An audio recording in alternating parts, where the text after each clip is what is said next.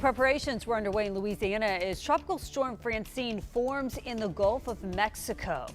So we want to show you here where the storm is at this hour and where it's expected to go. The storm expected to make landfall as a hurricane Wednesday in Louisiana. Francine is the sixth named storm of the hurricane season. And people, they are already preparing, as you see here. They've been out filling bags of sand. The Louisiana governor has declared a state of emergency.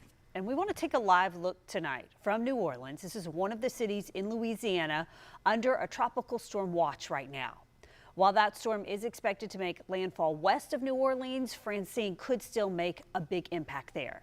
And meteorologist Lee Southwick is tracking it all for us. And Lee, you say the storm could strengthen into a Category 2 hurricane? Yes, it could. It is rapidly intensifying, and it is expected to continue to intensify before making landfall in Louisiana. We have a lot going on in the tropics. In fact, let's just get a closer look right now at this graphic where you can see there are two systems out in the Atlantic that we're watching. One, a high chance of becoming a tropical depression in the next couple of days, and then we have a medium chance of tropical depression, but of course all eyes are on Francine. So Francine is still a tropical storm at this hour, but it is expected to become a hurricane soon. And then from there, it will continue to move to the northwest and take aim at Louisiana, likely making landfall later in the day on Wednesday. But that's not before it strengthens into a Category 2 hurricane with sustained winds of 100 miles an hour.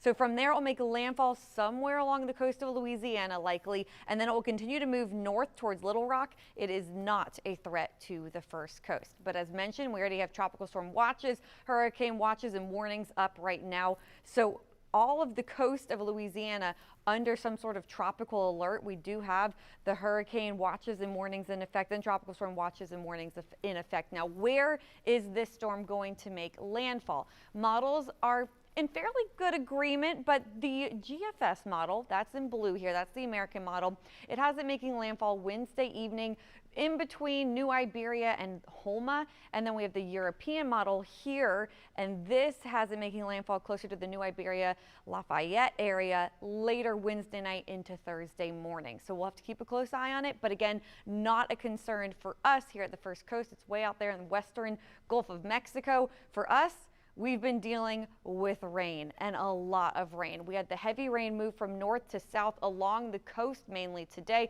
Places like downtown got some very heavy rain. Now it's near World Golf Village, and then it extends over towards the Keystone Heights area and also nearing Palatka. Plus we have some heavy rain down by Palm Coast.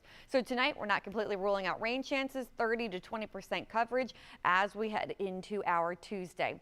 Now Tuesday, it could be considered a lull in the activity. We will still have rain out there, especially for those of you south of Jacksonville. That's where the heavier rain is going to be as well.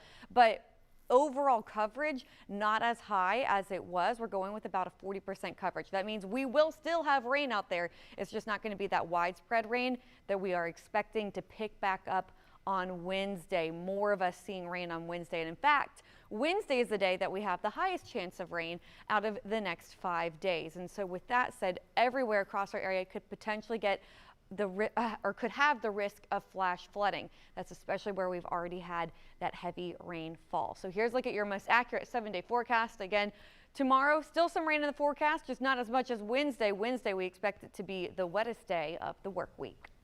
All right, Lee, thank you.